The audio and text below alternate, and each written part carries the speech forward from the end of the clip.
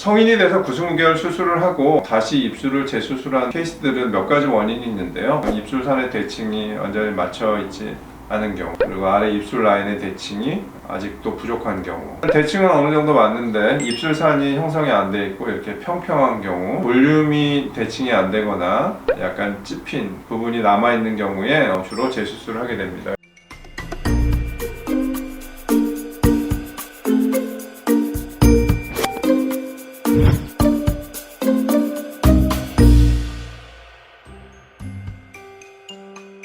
안녕하세요. 성형외과 전문의 최우식입니다.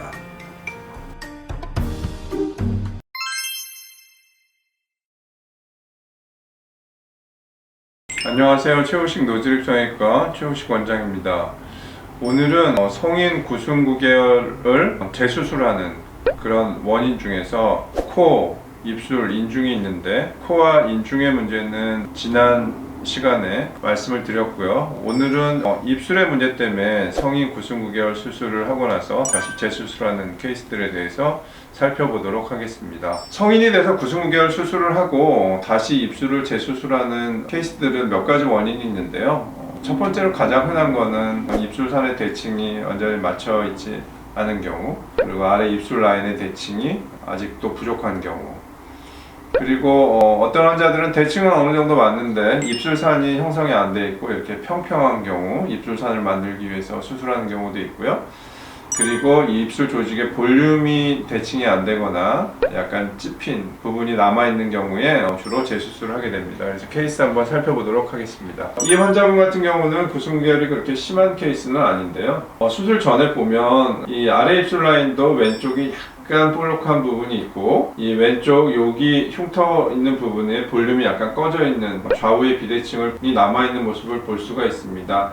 그리고 수술을 다른 병원에서 했음에도 불구하고 이 위에 입술산이 형성되어 있지 않고 너무 평평해서 이 문제를 해결하려고 했고, 인중 축소와 같이 수술을 했는데 수술을 사진을 보듯이 이렇게 입술산을 잘 만들어주고, 왼쪽에 볼록했던 아래 입술 라인의 대칭을 마저 교정해주고, 여기 꺼져있던 부분에 볼륨을 살짝 채워줘서 조금 더 대칭에 가까운 모습을 만들어준 케이스였습니다. 이 환자분 같은 경우는 코, 입술, 인중을 다 동시에 한 케이스지만 입술을 재교정한 이유는 전체적으로 좌우의 대칭은 어느 정도 맞아 있는데 이 입술산의 대칭이 이루어지지 않아서 왼쪽에 비해서 오른쪽 입술산이 조금 낮고 입술산이 선명하지 않아서 수술 후 모습에 보이신 입술산의 대칭과 모양을 교정해주는 그런 케이스입니다. 그리고 또 다음 케이스 살펴보도록 하겠습니다. 이 환자분도 입술과 인중을 동시에 한 케이스이긴 한데요. 이렇게 인중골과 기둥을 만들어준 케이스였는데, 입술의 문제를 살펴보면 9개월 하는 다른 병원에서 수술을 2번이나 했음에도 불구하고 입술 좌우의 두께 차이가 아직 존재하고요.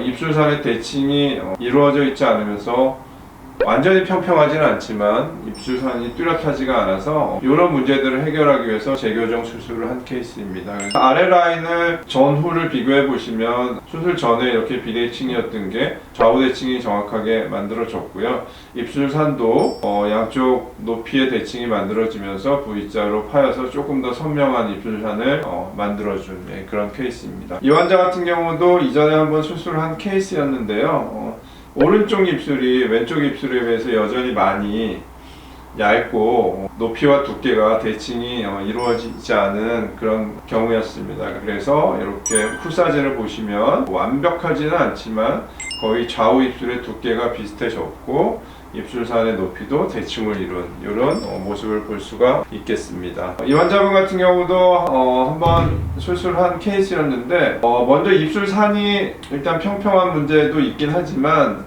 가장 큰 문제는 여기 과거에 흉터 있던 부분의 찝힘이 완전히 해결이 되지 않아서 이 문제를 교정을 해준 경우였습니다. 그래서 수술 후 모습을 보면 이 꺼졌던 부분이 완전히 튀어나와서, 물론 아직 흉이 약간 남아있긴 하지만 거의 평평해지는 그런 모습을 볼 수가 있겠습니다.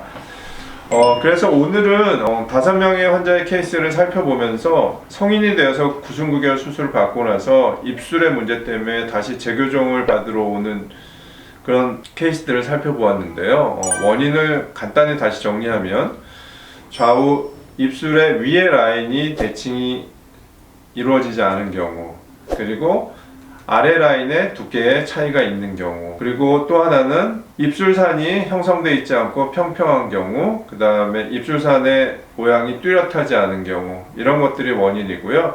그 다음에 마지막으로는 라인은 어느 정도 대칭이지만 입술 좌우에 볼륨의 차이가 있거나 흉터가 있는 부분이 많이 찝혀 있는 것이 제대로 교정이 안 돼서 눈에 많이 띄는 경우, 이러한 경우들에 있어서 환자분들이 입술의 문제로 다시 재교정 수술을 받으러 오고 계십니다. 그래서 이러한 문제 때문에 고민하시는 환자분들은 주저하지 마시고 병원을 내원하셔서 상담을 한번 해보시고 본인들의 고민을 해결하는데 조금이라도 도움을 얻어 가시면 좋겠다고 생각합니다. 감사합니다.